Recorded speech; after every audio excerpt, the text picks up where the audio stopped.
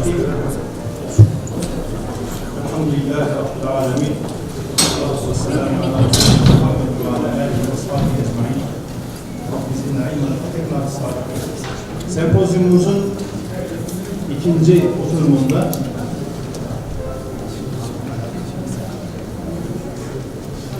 temsilcilerimiz yerlerini aldılar.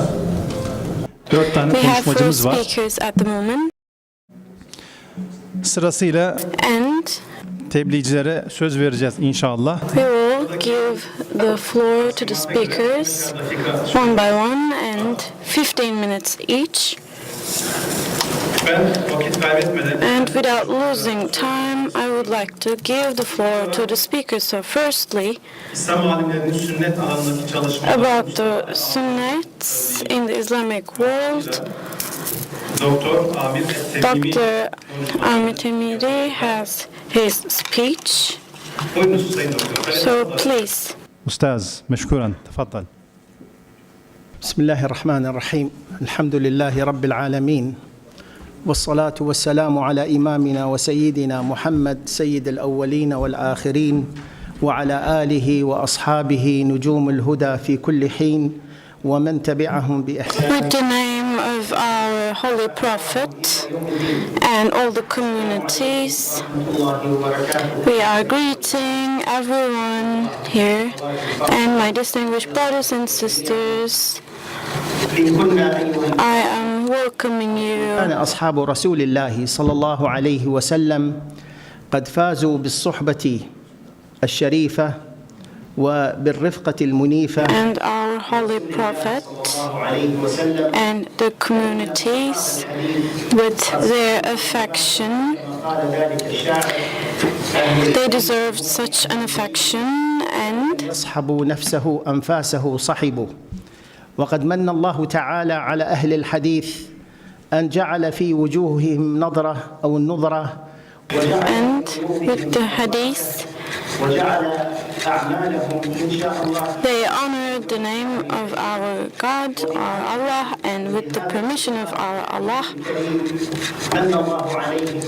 this hadith and also the name of Allah, hopefully it will be beneficial, and also about the religion of Islam. Hopefully it will be something really beautiful for everyone. And in this distinguished place, we are together in a beautiful country. In this old historic city of Istanbul, we are together.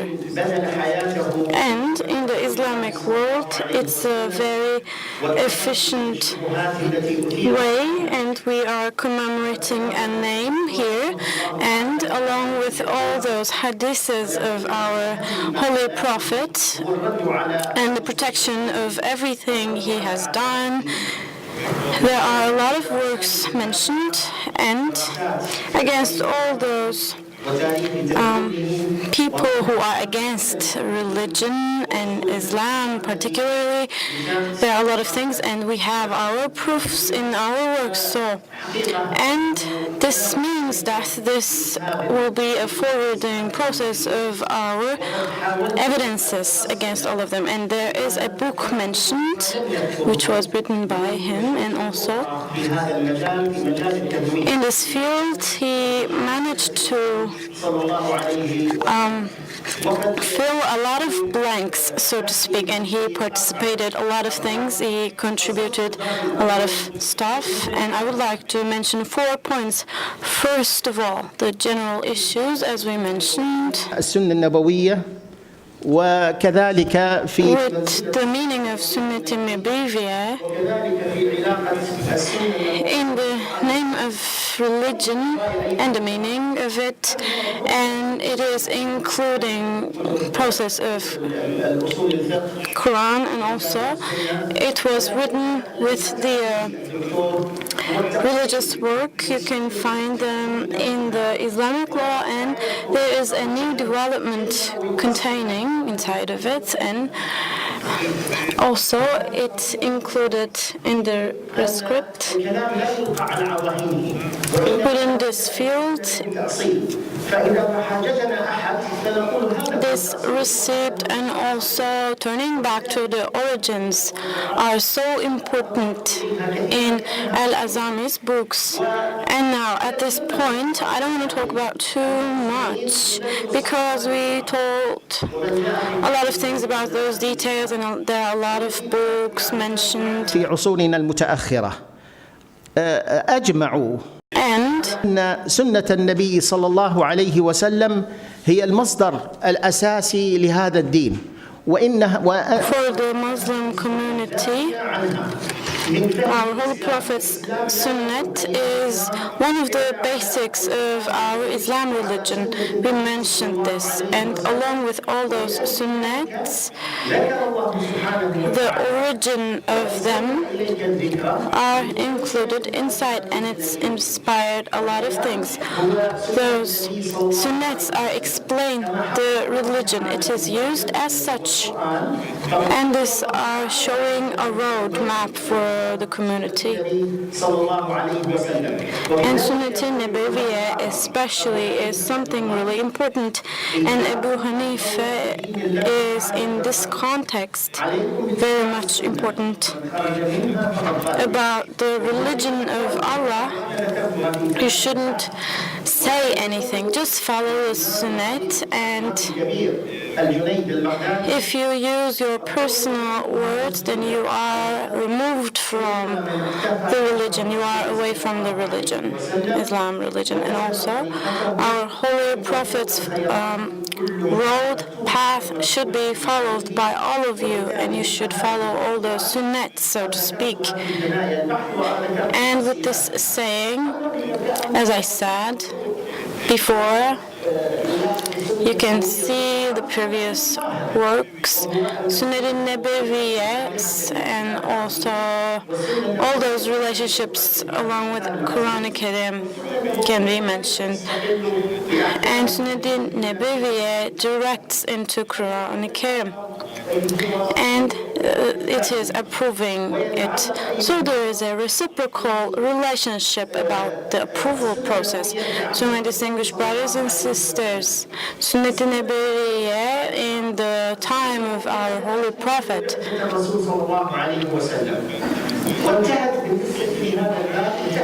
after his coming, it started like this, and after his passing away, it continued like this. And here,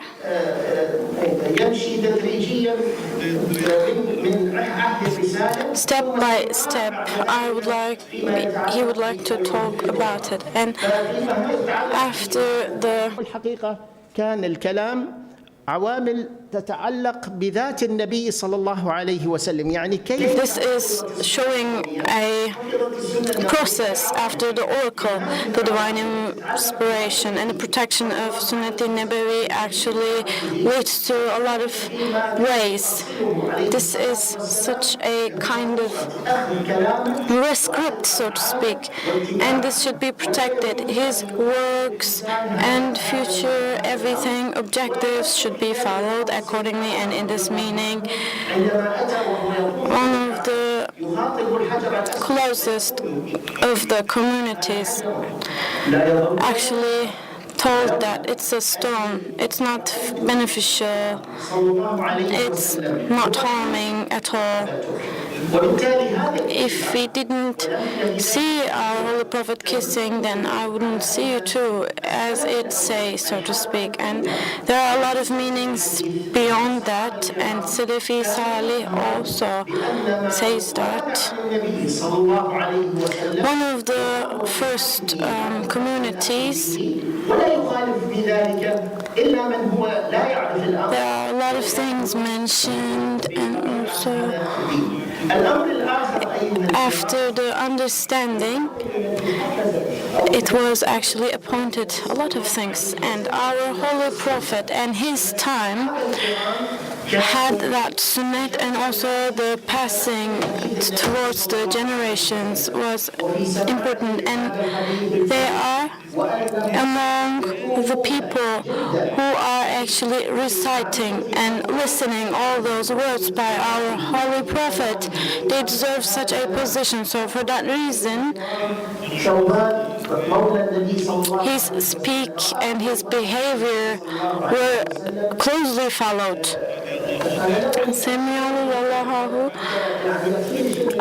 Actually, I don't want to talk about details because I have to comply my time that is given to me, and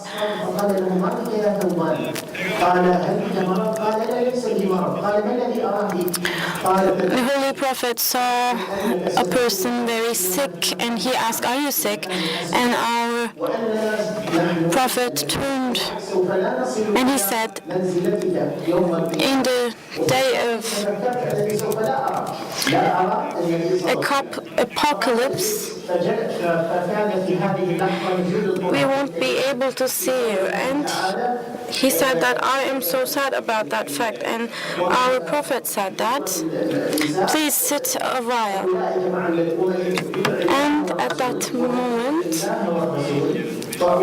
oracle came to him, the divine inspiration, and then some sayings, some ayats were told to him, and our Holy Prophet said that on the apocalypse day, some positions, authorities like our martyrs and veterans will see that good day. So in this context, he was so happy. This hadith was passed away to other generations. And the third one is our Holy Prophet's passing away, and afterwards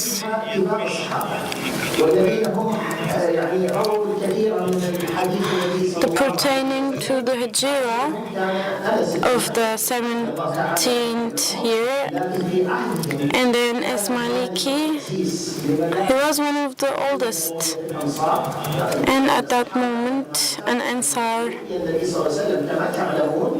school, so to speak, or a madrasa was opened, and Ansar at the moment was in a lot of places in the world. It was dispersed like this, and along with all those hadiths, it was so important for that dispersion. And Sunnati Nabawi's 7 points are included, and there are a lot of explanations about it too. First of all, the report of the Sunnat and its taking into account should be used in the explanations. And Sahabi from Mecca to Medina, for example, Ansari was buried in Istanbul, for example, and from a hadith, he wanted to make sure, and he was moving forward to one place to another, for example, Egypt. He has been to other places, and Isnad is so important at that point, and this is one of the most important things for the community. Isnad is such a quality, and with the light of Isnad, this is so important about the explanations of all those tasfi. So lastly, Sunnat al-Nabawiyya's last. الأول من القرن الثاني، يعني تقريبا إلى 150. السنة النبوية حتى نختصر الكلام السنة. There is a process going on until the second phase of Hijrat, and also there are three parts of Hijrat. And first of all was in our Holy Prophet's time, and then Kitabe, the book spreading phase, so to speak, was included, and the people writing the history of our Holy Prophet was living in that phase, and then afterwards, until the 70th year of Hijrat, it continued like this. And then Jambe,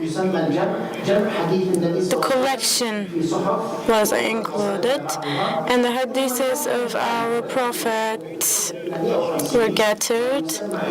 And then thirdly, Tasnif, classification phase. So in that phase, some books appeared and some artworks. Al-Qadi's book, Manasik book, Zuhd book by Abdullah bin Barakah, and a lot of hadith book were written. So lastly, distinguished listeners, I thank you for your attention, and as a summary, I wanted to underline something to you. 90 pages of a book was prepared by me, but I am summing it up like this, so thank you so much for your attention.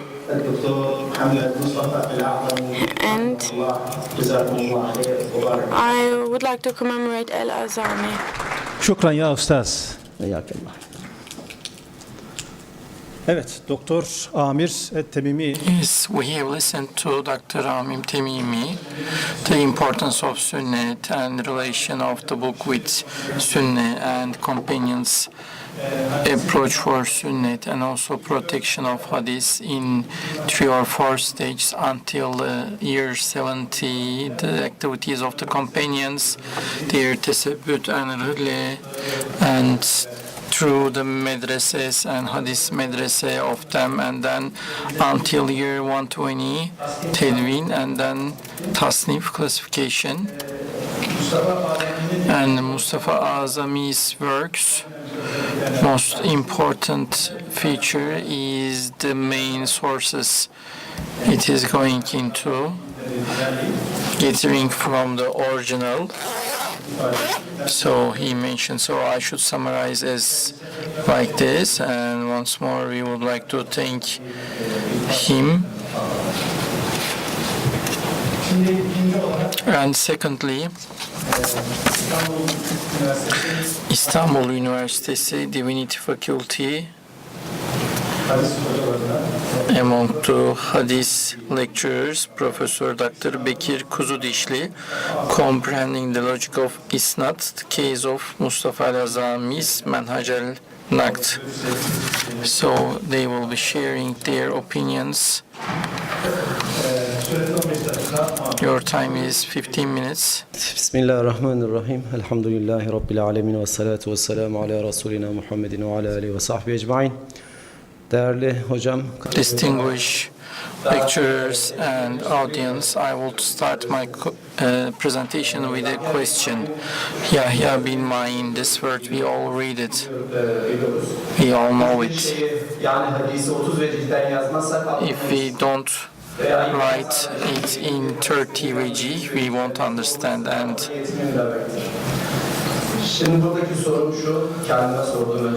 the question I ask, what we can understand, from which aspect, from which, how many angles can we approach and evaluate these words?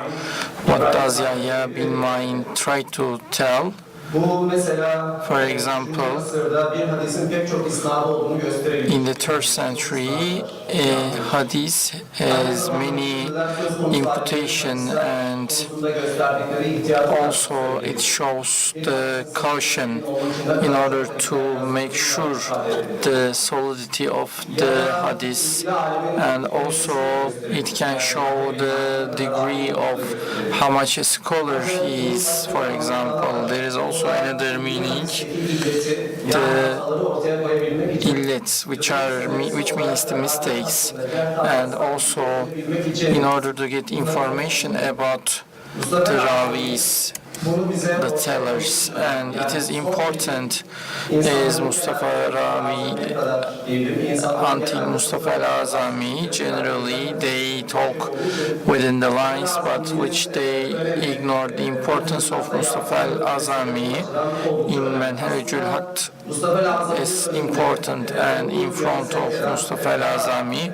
there are more important factors. Imam Muslim's Kitab-ı Temiz in the forwards ya da gayb hakkında bilgi vermek olarak gören bir adam hakkında soruluyor. a question was asked about talking about the future. Imam Muhammad says these are not true. Nasıl hata yaptığını bir We can understand how a teller make a mistake. I will write such a book, and then he writes Kitab-ı Temiz, and there is yönün önemli in the dispute methodology he is talking about with his own words, who is being content with the dispute method, how it is put forward. And as a matter of fact, Muslim in another place, a mistake of a teller kendisinden razı olunan hafız kişilerin hadislerine arz edilmek suretiyle bilinebileceğini söylüyor. can only be known by İnsanın özellikle zapt submitting to a hafiz. For example, the mistake regarding the person, what we call shortly dispute with the peer scholars' tellings. This can be understood from this, and Imam Muslimin in Kitab-ı Temiz literally talk about the kitchen, and he is doing this very well. And Imam Muslimin book Kitab-ı Temiz'i as a forward, Mustafa al-Azami mentioned this and divide the disputes into 6 sections, from companions and disputing and checking in different times, and disputing the mentioning of Shay and during the lectures, and disputing a book with another book, and dispute by submitting the Quran. So in 6 sections he presents this book. Distinguished Audience was published in 1975, and since then, particularly in Turkey, in Arabic world, in Islamic world, is very famous. Therefore, I don't want to go into dispute system for 40 years.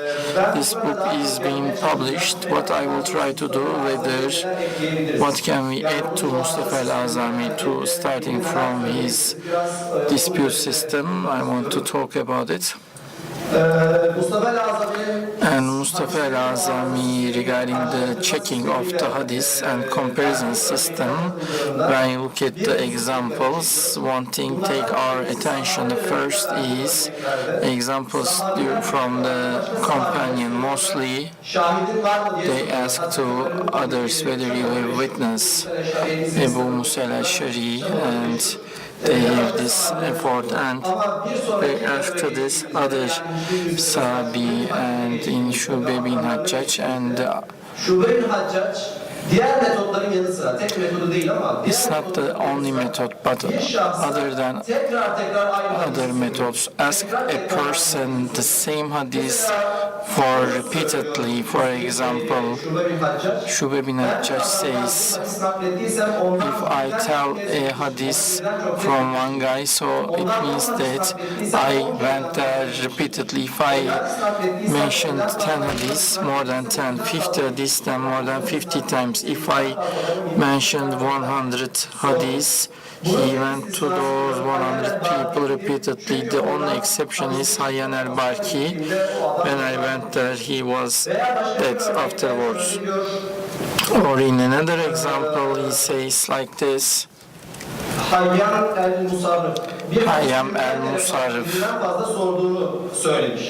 He said he asked a hadith more than 20. So these examples, Doğal olarak, tabii olarak bir şeyhle mülazemetinin sonucu değil. it's not a result of Bunlar bu değil.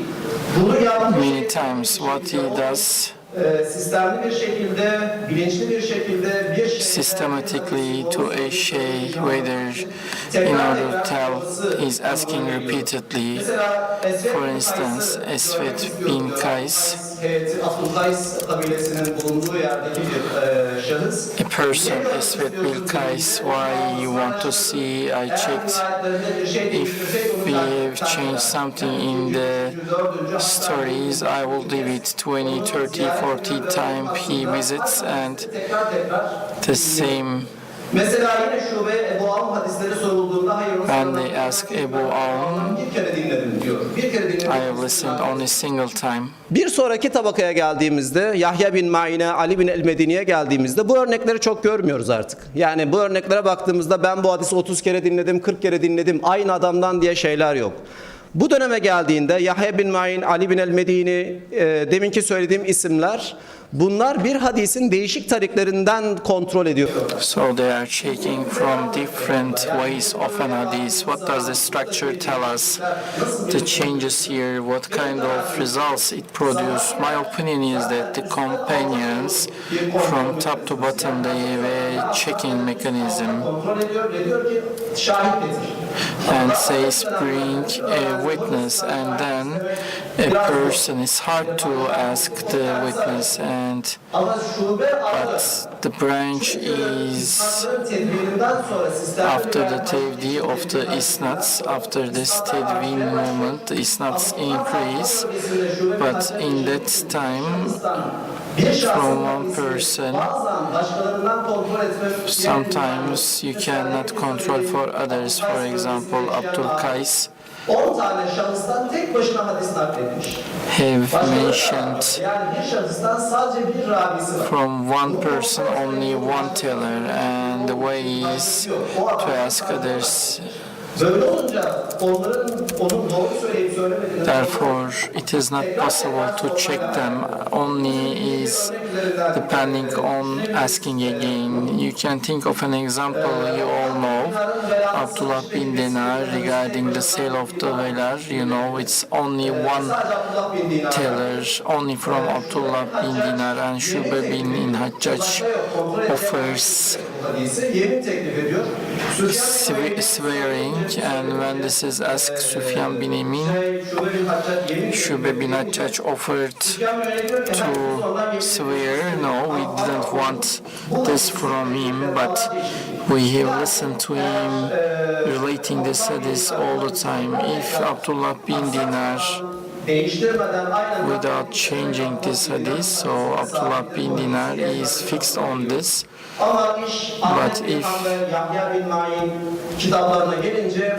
it comes to the books of it, because it is normal to check a hadith from different paths, and Abdullah bin Dinar's hadith coming from hundreds and thousands of people, and until Abdullah bin Dinar can be checked over other narrators.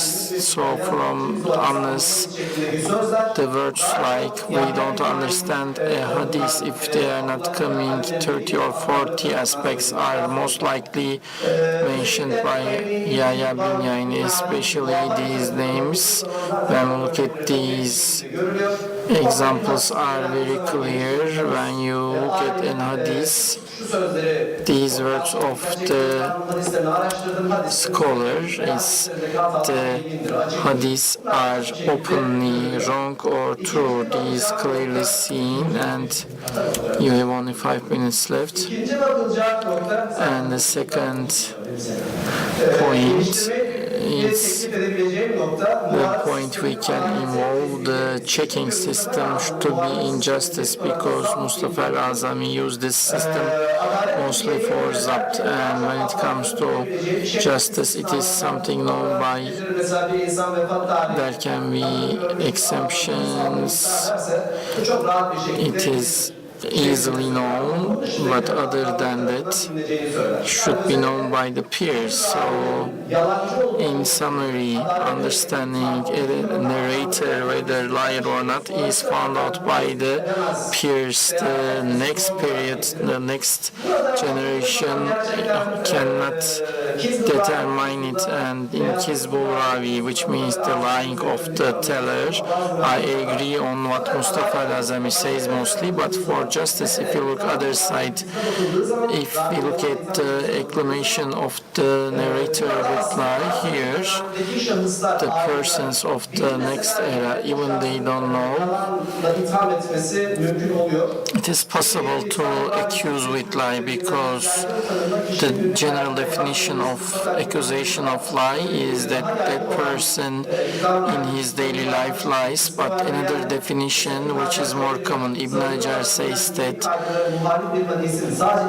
a hadith which is opposition to the obligatory of the religion is a proof of the accusation of liar of the narrator. And if you look at the literature, we see this hadith is lie and the liar is that person, or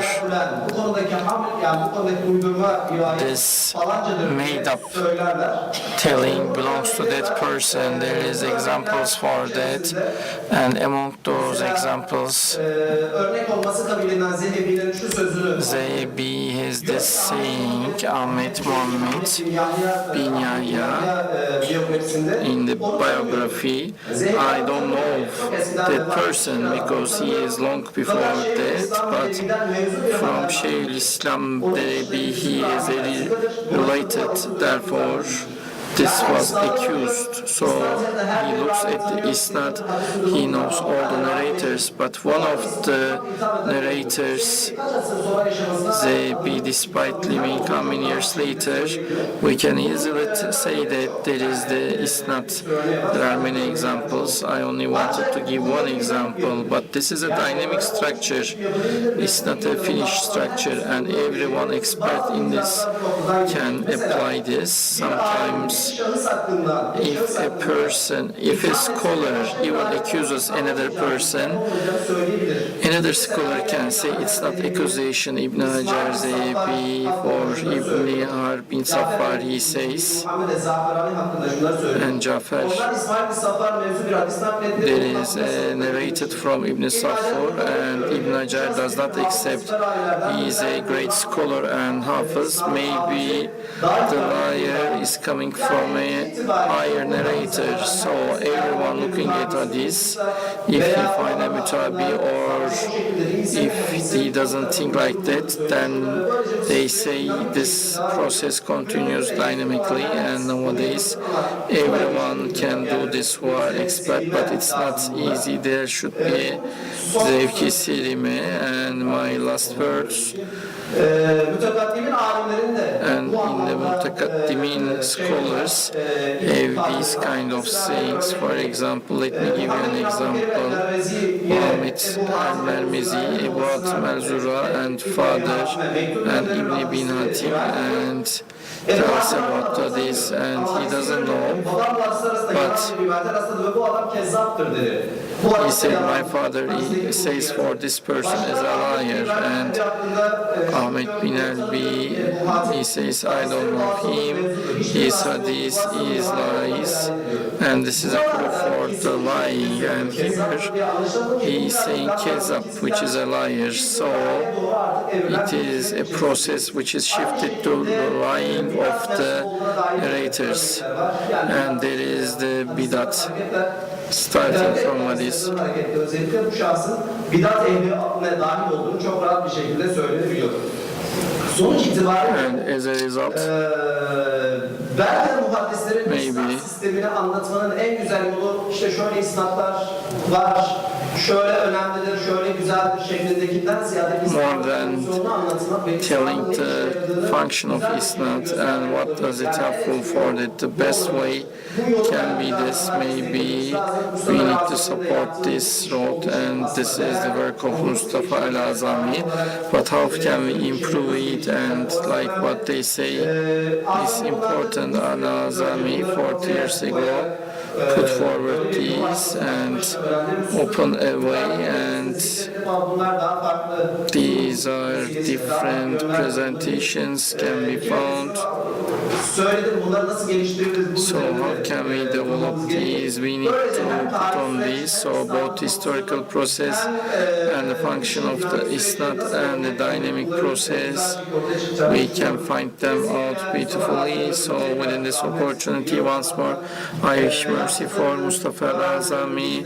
What they do are inspiration and an ameli salih and sadaki jari for himself. Thank you. Evet, biz de Bekir Yes, we thank Mr. Bekir in his presentation. It was nice points he mentioned, and Azami's Menecül Nakt work, really the point he took our attention is very important. We are always talking in our lectures, but how important it is and how this work had worked out, showing the background and giving the name. So it is very important for this purpose. It says dispute checking method, muaraza, and on one hand, what the muhadis does as a result is a method of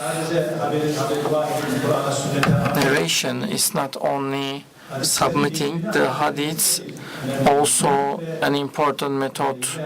And again, Azami's, as far as I understand, the muhaddis, with the comparison of the muhaddis, the finding out the mistakes in hadith, this method has been found. Therefore, it is important, and Mr. Bekir also mentioned these points. So I thank him. And now in the third row, Professor Dr. Serdar Demirel from Ibn Haldun University, Islamic Science Director. He will be talking about Mustafa al-Azami's contribution to the Hadith methodology. He will introduce and analyze that book. Yes, please. Euzu billahi mineşşeytanirracim. Bismillahirrahmanirrahim. Elhamdülillahi rabbil alamin. Vessalatu vesselamu ala rasulina Muhammed ve ala alihi ve sahbihi ecmaîn ve ba'd. Muhterem hocalarım, Distinguished lecturers and audience, I would like to welcome you with my most heartfelt feelings. And like our moderator mentioned, the late Mustafa al-Azami's book I would like to introduce, and hopefully all these will be published, and then we will see the details. And this book is in English, and in Mukaddime why it is English, he mentioned why he wrote like this. The first is Ulumul Hadith, and in Hadith literature there are many books, and therefore these are mostly the books read by the scholars, and they have a certain conceptual word without you are going into those concepts. It is not possible to understand hadith, for which the book is a door. And in English, there is a gap in English language, and in the academical manner, maybe the only book written in academics which is valued by the lecturer over the hadith methodology is Professor Dr. Zubair Siddiqi's Hadith Literature, Its Origin, Development and Special Features, the title of the book. And this book does not completely answer the need, therefore they made this study. And while doing this study, they have two objectives. One of them is able to read and write English and having the modern education, and the mental codes are created by the modern education paradigms. Therefore, around the hadith, anyone, without casting any doubt, automatically those codes can create doubts. So he targets that mass. And secondly, the Orientalist and Islamic scholars affected by the Orientalist and Islamist modernist claimed some questions, objections, and refutations to answer those. And for that purpose, Azami has a perfect methodology, so he asked their questions in a low manner and answered them very less. But in the basics of these questions, there are two things. Which of the hadiths belong to our Holy Prophet? The systematic of finding out this. Without knowing this system, what you ask is not possible for us to answer, will not, because when you answer a question, there are 2, 4, 5 questions more will be coming. So first, what is the hadith methodology, how it works? It has been summarized by this system. And secondly, the hadith literature from the beginning, hadith has been memorized and classified. Bu hadis edebiyatın oluşum sürecini temel kaynaklarıyla tanıtıma gidiyor. Aslında burada yaparken amacı hadis talebeleri And the aim is get the hadith students. Bir ders kitabı olarak okuyun değildir. And it's not to say that you read it as a school book. And what they actually meant to do is to be able to explain the trustworthiness of hadith. And for that reason, an easy language use is important, and also the frequent usage in hadith, along with all those modern ways and the parallel readings are applied. And like this, the technique used are actually getting closer to the modern understanding. And for the sake of modern readers, the meaning of hadith is more easy like this. So I can say that this book is actually a defense for hadith. And for that reason, the deceased divided the book into 2 separate parts.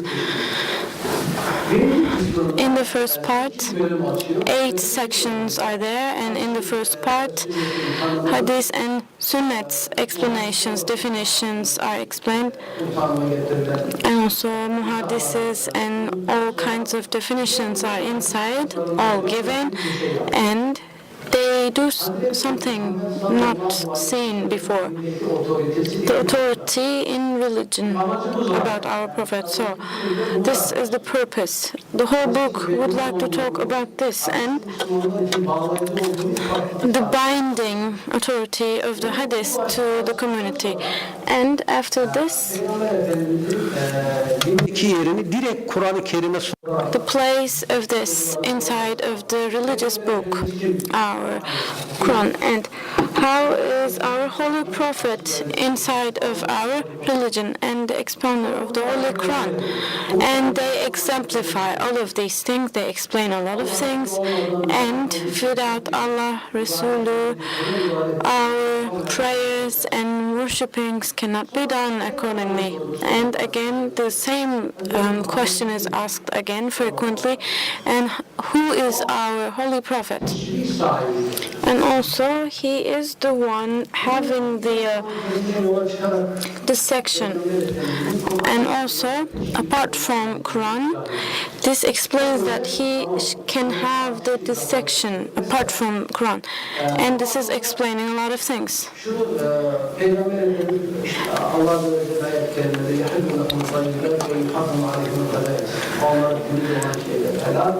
The clean things are okay, but the dirty things are not okay, so to speak. And in a surah, it says like this in Arabic: all those believers for the Friday prayer, you should leave everything you are doing and just go and pray for the Friday prayer. And if you ask a question what this actually meaning, you can't actually understand what is nida. Nida is actually the azan, the prayer call. Azan is made sure with the sunnats.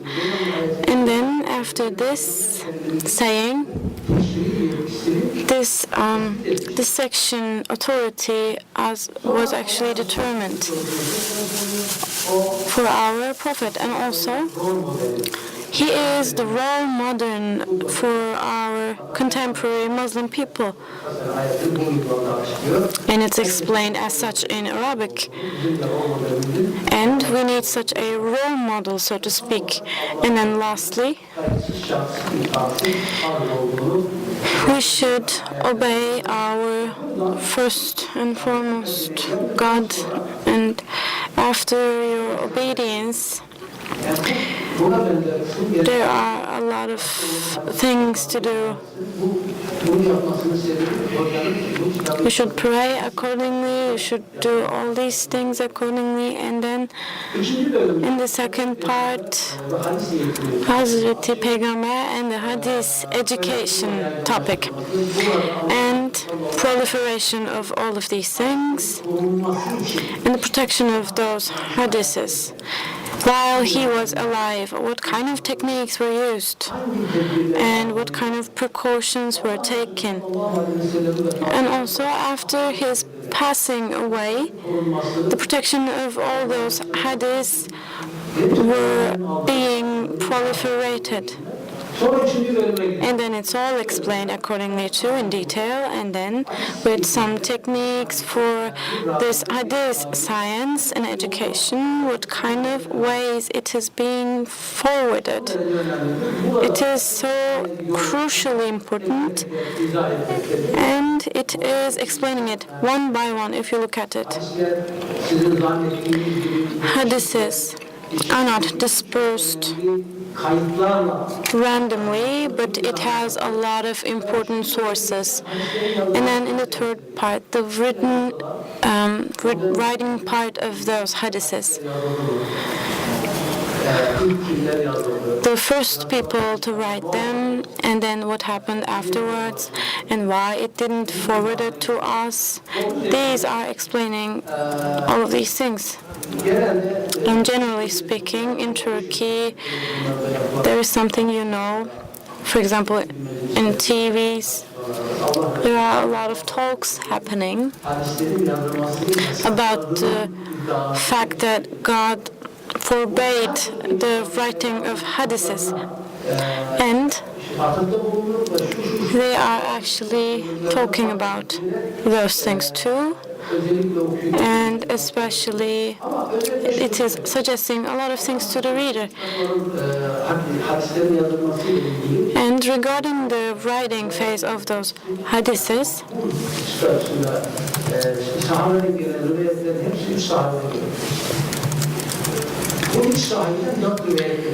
three people are talking about four things about those reports, and also four reports are forwarded, and then those names have different kinds of reports, and then technically these do not actually include any kind of accounts, and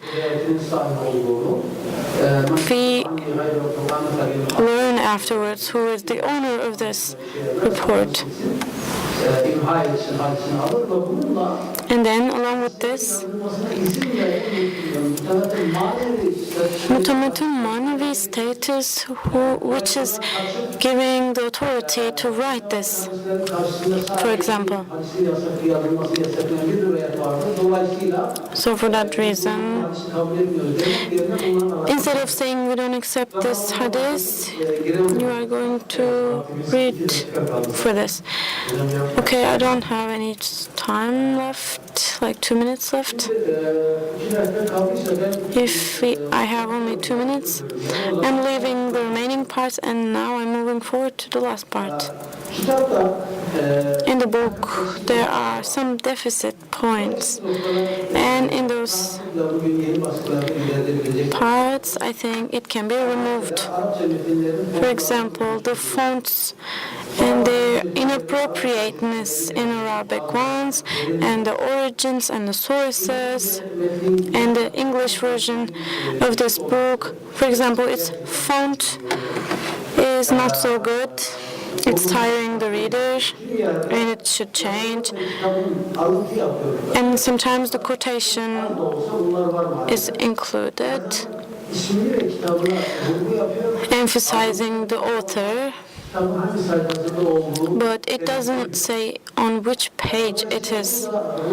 So for that reason, those deficits should be removed and corrected. Apart from that,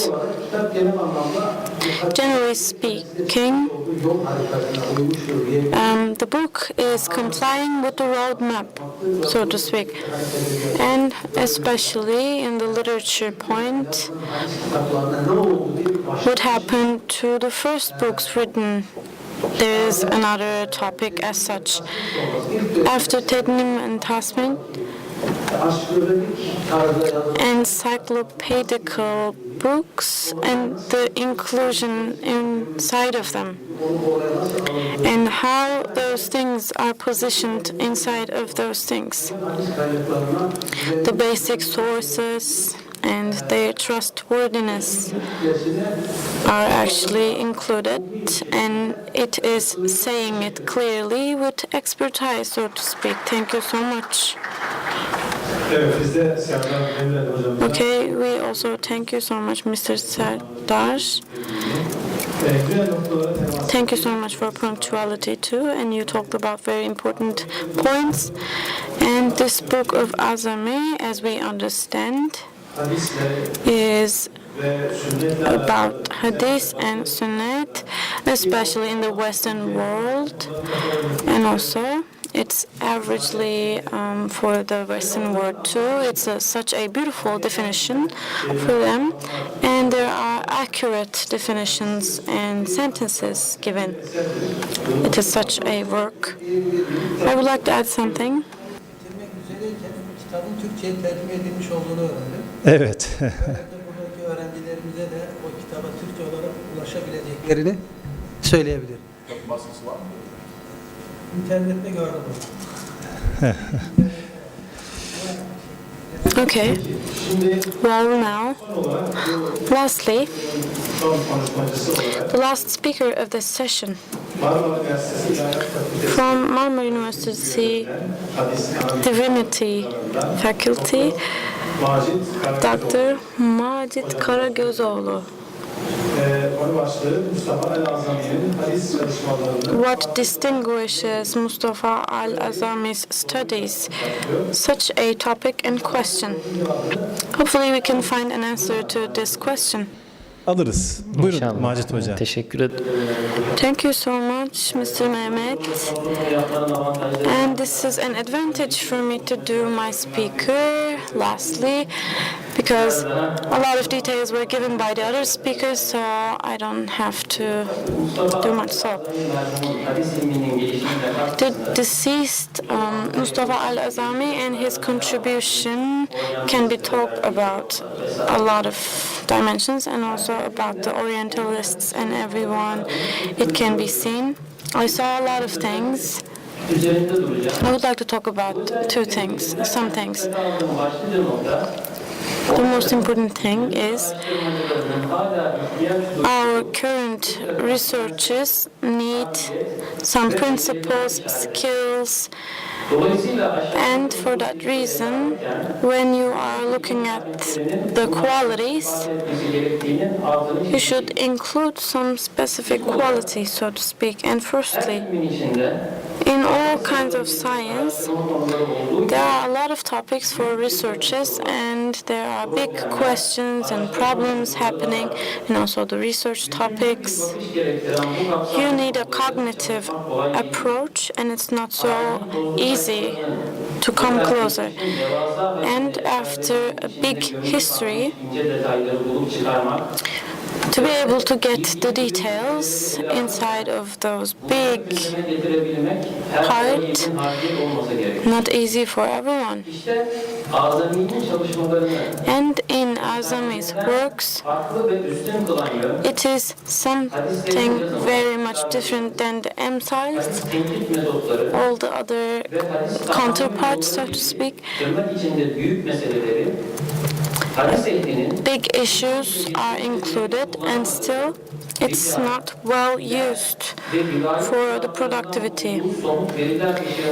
With the light of the concrete data, it is ongoing like this. Ziyade zihni genellemelere istinad eden ve tarihsel bir farkındalık yerine kategoriler Instead of a historical awareness, Azami is doing something like a detection and exemplifying its work with other sources, and it has a very concrete result. And along with the micro data and macro results, there is a big contact happening, and there is an important depth taken into research. So about this aspect, I would like to talk about something. Kitabatul Hadith before Azami, including the Orientalists, it was highly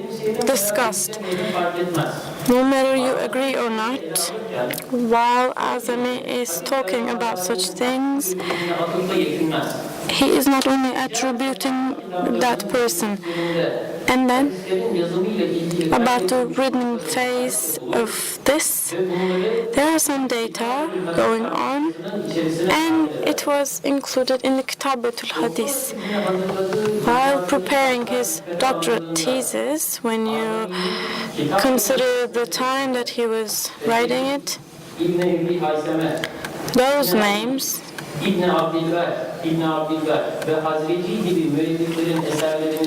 those people are used it successfully, and the people are actually admiring the work for the result. And starting from that name, as it was in the books, it was productively used. And the detection of those things, and answering the Orientalists, and telling about the detection, can be put into the agenda. Gazetelerde neşredilen haberleri dahi Goldzier'e karşı delil olarak getirmesi, bringing them as an evidence against, and the Azami connecting the small parts to big issues is another reflection for this. And at this point, Azami, another aspect of Azami regarding using the sources, it's known a researcher to the question he seeks needs to ask right literature, a serious